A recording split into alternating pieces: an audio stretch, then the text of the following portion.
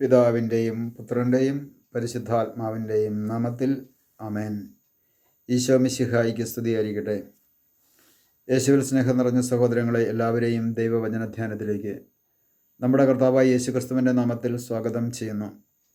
നമ്മുടെ കർത്താവ് ഈശോ മിശിഹ എല്ലാവരെയും സ്വർഗം തുറന്ന് അനുഗ്രഹിക്കട്ടെ എന്ന് പ്രാർത്ഥിക്കുന്നു. പ്രിയ സഹോദരങ്ങളെ, നമുക്ക് കർത്താവിൻ്റെ തിരുവചനം നമുക്ക് ധ്യാനിക്കാം. പ്രഭാഷകൻ്റെ പുസ്തകം 3-ാം അധ്യായത്തിൻ്റെ 14-15 തിരുവചനത്തിൽ പ്രകാരം പറയുന്നു: പിതാവിനോട് കാണിക്കുന്ന കാരുണ്യം വിസ്മരിക്കപ്പെടുകയില്ല. പാപങ്ങളുടെ കടം വീട്ടുന്നതിന് അത് ഉപകരിക്കും. കഷ്ടതയുടെ ദിനത്തിൽ അത് നിനക്ക് കാരുണ്യത്തിനായി ഭവിക്കും. സൂര്യപ്രകാശത്തിൽ മൂടൽമഞ്ഞെന്നപോലെ നിന്റെ പാപങ്ങൾ മഞ്ഞുപോകും.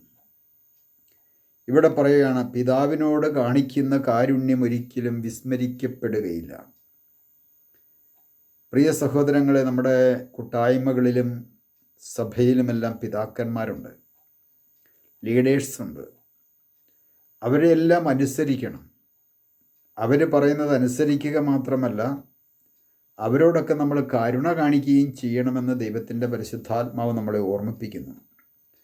പ്രത്യേകിച്ചും അനുഗ്രഹം ഒരു കുടുംബത്തിലേക്ക്, തലമുറയിലേക്ക് കവിഞ്ഞൊഴുകുന്ന പ്രധാനപ്പെട്ട മേഖലയാണ് മാതാപിതാക്കളിലൂടെ. മാതാപിതാക്കളിലൂടെ അനുഗ്രഹം ഒഴുകണമെങ്കിൽ ഒരുപക്ഷെ മാതാപിതാക്കൾക്ക് അറിവ് കുറവാണ്, അവർ ബലഹീനരാണ്, അവരൊരുപക്ഷെ വിദ്യാഭ്യാസമില്ലാത്തവരാണ്, അവർക്ക് കാഴ്ചയ്ക്ക് ഭംഗിയില്ലാത്തവരാണ്. അവരെ ചിലപ്പോൾ സംസാരിക്കുമ്പോൾ അവർക്ക് തെറ്റുപറ്റിയെന്നിരിക്കും. അവരുടെ സ്വരം സ്ഫുടതയുള്ളതല്ല.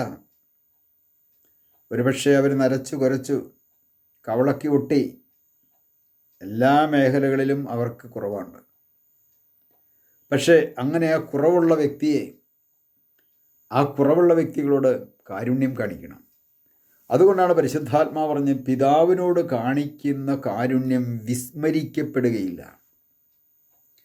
ദൈവ തിരുമുമ്പിൽ ഒരിക്കലും വിസ്മരിക്കപ്പെടുകയില്ല എന്ന് ദൈവത്തിൻ്റെ പരിശുദ്ധാത്മാവ് ഓർമ്മിപ്പിക്കുന്നു.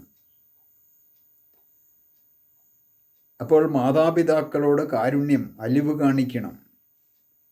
ഇന്ന് പലപ്പോഴും മാതാപിതാക്കളോട് കാരുണ്യം കാണിക്കാതെ കൊണ്ട് തിരിഞ്ഞു നോക്കാതെ ഇറങ്ങിപ്പോകുന്നവരുണ്ട്. വാക്കിലും പ്രവൃത്തിയിലും അവരെ വിഷമിപ്പിക്കുന്നവരുണ്ട്. നമ്മുടെയൊക്കെ ജീവിതം എങ്ങനെയുള്ളതാണ് എന്ന് ദൈവത്തിനു മുമ്പിൽ ഒന്ന് ആത്മപരിശോധന ചെയ്യണമേ. വീണ്ടും പറയാണ്, പാപങ്ങളുടെ കടം വീട്ടുന്നതിന് അത് ഉപകരിക്കും.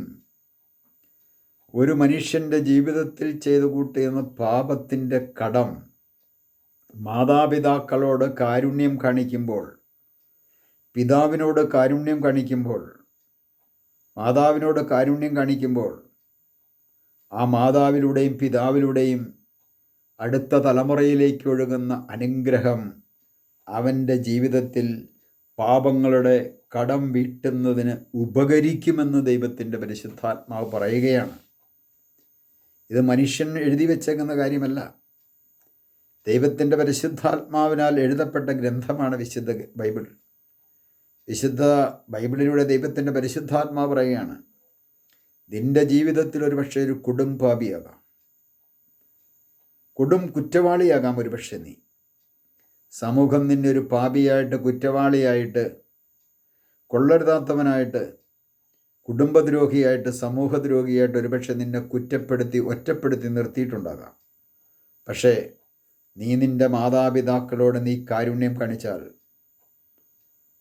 ആ കാരുണ്യം ഒരിക്കലും വിസ്മരിക്കപ്പെടുകയില്ല എന്നാണ് ദൈവത്തിൻ്റെ പരിശുദ്ധാത്മാവ് നമ്മളെ ഓർമ്മിപ്പിക്കുന്നത്. എത്ര വലിയ കരുണയാണ്! എന്തുകൊണ്ടാണ് ദൈവമായ കർത്താവ് ഇങ്ങനെ പറയാൻ കാരണം?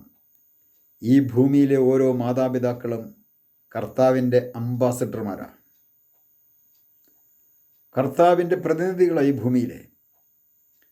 പ്രിയ സഹോദരങ്ങളെ, എനിക്കും നിങ്ങൾക്കും ജനിക്കുവാൻ അനാദികാലം മുമ്പേ ദൈവം തിരഞ്ഞെടുത്തൊരുക്കിയ വ്യക്തികളാണ് നമ്മുടെ മാതാപിതാക്കൾ. ആ മാതാപിതാക്കളോട് കാരുണ്യം കാണിക്കണമെന്ന് ദൈവമാണ് പറയുന്നത്, മനുഷ്യനല്ല. ദൈവം പറയുകയാണ്, നീ അവരോട് കാരുണ്യം കാണിക്കണം.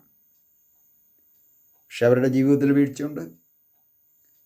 ഒരുപക്ഷെ പലതരത്തിലുള്ള വീഴ്ചകൾ കാണും. സാമൂഹികമായ പശ്ചാത്തലത്തിലും ഒക്കെ നിന്ന് നോക്കുമ്പോൾ, മക്കളുടെ വിദ്യാഭ്യാസത്തിൻ്റെ മേഖലയിൽ നിന്ന് നോക്കുമ്പോൾ അപ്പൻ്റെ ജീവിതത്തിൽ ഒത്തിരി വീഴ്ച കണ്ടെന്നിരിക്കും, അമ്മയുടെ ജീവിതത്തിൽ ഒത്തിരി വീഴ്ച കണ്ടെന്നിരിക്കും. ഒരറിവുമില്ലാത്തതാണ്. തോന്നുന്ന പോലെ കാണിച്ചുകൊണ്ട് നടക്കുന്നു, തോന്നുന്ന പോലെ ജീവിക്കുന്നു.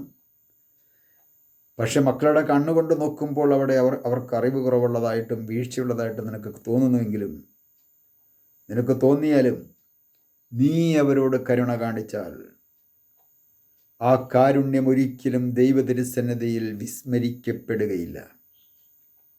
ഇതാണ് നമ്മുടെ ഹൃദയത്തിൽ നമ്മൾ കൊണ്ടു നടക്കേണ്ടത്. പാപങ്ങളുടെ കടം വീട്ടുന്നതിന് അത് ഉപകരിക്കുമെന്ന് അടുത്തതായിട്ട് വചനം പറയുകയാണ്. നമ്മുടെ ഓരോരുത്തരുടെയും ജീവിതത്തിൽ ചെയ്തു കൂട്ടിയ പാവങ്ങൾക്കെല്ലാം അനേകം കടങ്ങളുണ്ട്.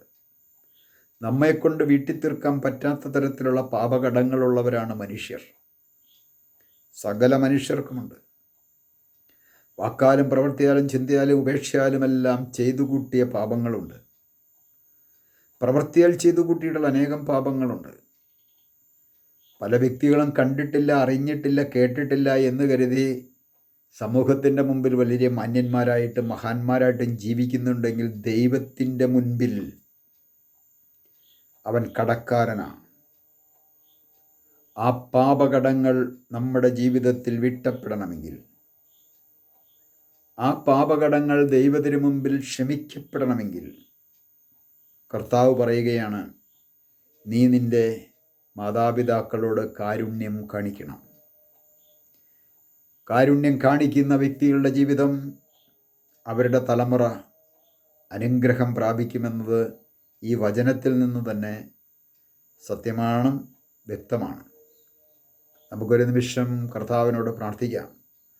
കർത്താവായ ഈശോയെ, പിതാവിനോട് കാണിക്കുന്ന അനുഗ്രഹം, കാരുണ്യം വിസ്മരിക്കപ്പെടുകയില്ല എന്ന് അരുളിച്ചത് കർത്താവേ. പാപങ്ങളുടെ കടം വീട്ടുന്നതിന് അത് ഉപകരിക്കുമെന്ന് അരുളിച്ചത് കർത്താവേ. ഞങ്ങളുടെ ഇന്നലകളിൽ വന്നുപോയ വീഴ്ചകളെ ഓർത്ത് മാപ്പ് ചോദിക്കുന്നു. കർത്താവേ, ഇനിയുള്ള കാലഘട്ടങ്ങളിൽ അവിടുത്തെ തിരുവചനമനുസരിച്ച് ജീവിക്കുവാനായിട്ടുള്ള കൃപയും അനുഗ്രഹവും അവിടുത്തെ പരിശുദ്ധാത്മാവിടെ ഞങ്ങൾക്ക് ഓരോരുത്തർക്കും നൽകി ഞങ്ങളെ അനുഗ്രഹിക്കണമേ. പിതാവിൻ്റെയും പുത്രൻ്റെയും പരിശുദ്ധാത്മാവിൻ്റെയും നാമത്തിൽ ആമേൻ.